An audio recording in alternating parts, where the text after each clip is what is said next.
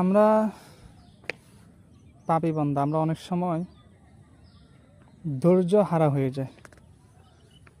অনেক সময় দেখা যায় আল্লাহ তাআলা আমাদেরকে পরীক্ষার জন্য এক এক সময় এক একটা বিপদ দিয়ে থাকে। তো আমরা বলি যে আল্লাহ কি শুধু আমাদেরকে দেখেন, আমাকে দেখেন, আর কাউকে দেখে না?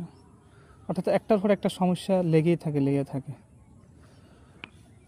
একটা কথা সবসময় মনে রাখবেন যে আল্লাহর উপর ভরসা করুন, ভরসা রাখুন।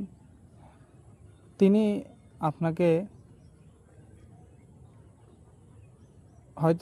আপনাকে সমুদ্র থেকে উঠাবেন, অথবা আপনাকে সমুদ্র থেকে কিভাবে উঠবেন সে সাঁতারটা শিখিয়ে দিবেন। অর্থাৎ আপনি বিপদে পড়লে হয়তো তিনি বিপদ থেকে আপনাকে উদ্ধার করবেন, অথবা বিপদ থেকে উদ্ধার হওয়ার জন্য সেই দিক নির্দেশনা, সেই আলামতগুলো আপনার মনের মধ্যে জাগিয়ে তুলবে।